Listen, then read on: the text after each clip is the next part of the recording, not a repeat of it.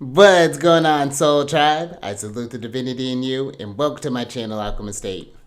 Justin here, and bringing another little nugget to add to the Soul Tribe archive. And in today's video, I'm going to be talking about Venus and Aquarius in the 5th house. I was like, look at Venus, the Empress, sitting strong. This is a pretty cool one for her.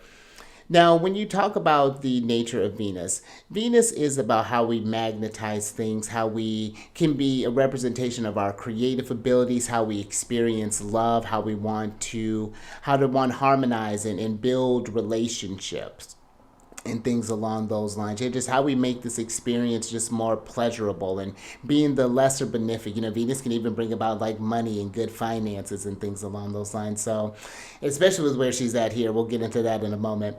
But then we talk about Aquarius. Aquarius is traditionally ruled by Saturn. Saturn, the disciplinarian, one that's bringing restrictions, boundaries, bring reform. And Aquarius is the fixed air sign, masculine in nature, so there's this active quality about them. And I like to think of Aquarius as like the visionaries. They're one, I think, with that fixed air. If they can hold it in their head, they can hold it in their hand. May take that time, but again, with that Saturnian influence behind it, they're going to see this through and see great success. I find Aquarius has a very innovative mind as well, being able to see so far ahead to make these sort of plans. And I think that innovation is something that is meant to be fostered and meant to be appreciated in the Aquarian energy. So they're the ones that push us forward to the future, keeps us evolving in a sense, shifts the challenges, the state of where the thinking's at. So that's just a couple of things to think about with Aquarius. And then you get into the 5th house. This is a great house. In traditional astrology, this was known as the house of, or is known as the house of good fortune, and this is where Venus finds her planetary joy. And so when you think about a planet in its joy, this is where the aspects of Venus can be just uninhibited in this house. She's really able to express herself to the fullest. And the themes that the 5th house covers are topics about children. This can be about your creative abilities or just your natural abilities.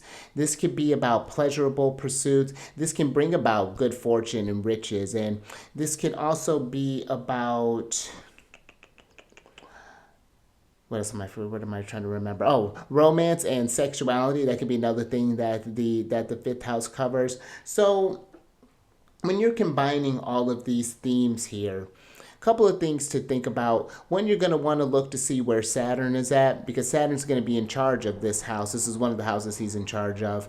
And two, you'd have a Libra rising by whole sign, and this is going to be the house that Venus is going to be in charge of, or where that first house and then those 8th housing, that house of self and that house of shared resources and with others, are going to flow to this 5th house. So that's really lovely when you think about that.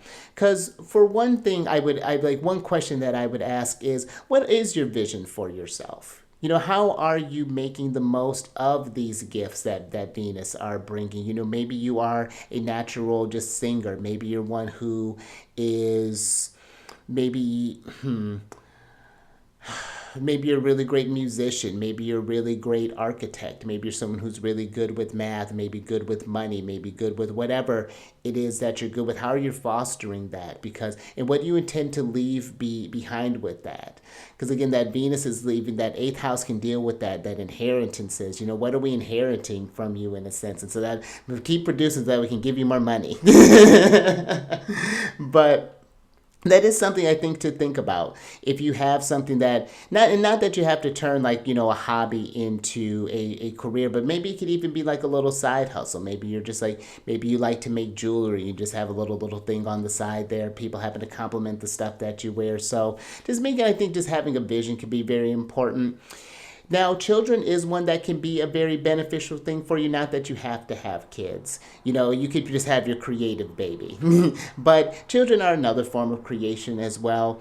And I think that just even on just a very kind of practical, and I mean, this is all meant to be practical, but it's when you think about even just having a kid, you want to be thinking about okay, do I have things set up so that they feel supported, so that they feel, set up for success?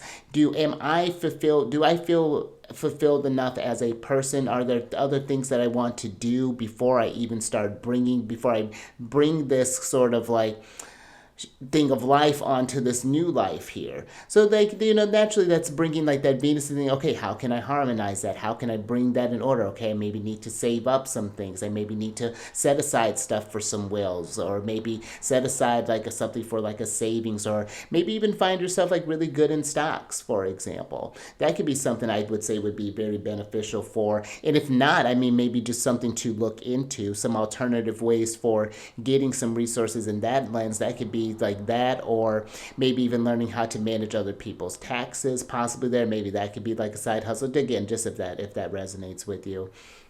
But I would think with some, trying to think what else I could say about this.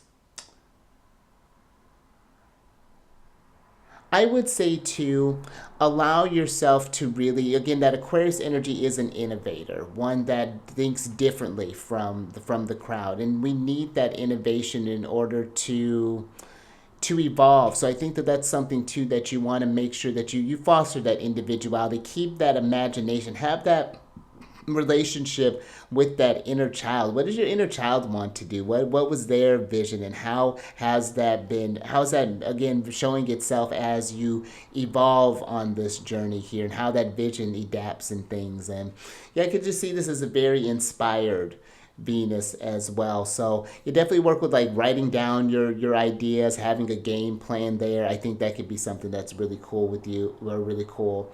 So those would be just some very general things that I would talk about with this person. Again, you need the whole chart to be able to get the full picture of this.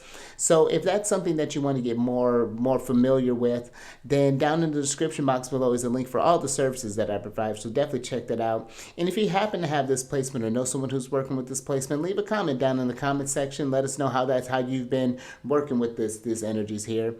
And then if you want to, on the same channel, if you want to check out the weekly transits, there's a tab for you, there's a playlist for you, and I release videos every Mercury day, which is on a Wednesday, and it's just talking about the different celestial chit-chat that's going on up in the sky, so definitely check that out. And then there is also a link for my other channel, the Charity Friends, where I discuss more of the lunar shenanigans, and even do a tarot card reading towards the end of it. So yeah, if that's something that resonates, that's all down there for you in the description box. But until next time, stay mindful out there and keep raising that vibration through the roof. And I will catch you on the next one later.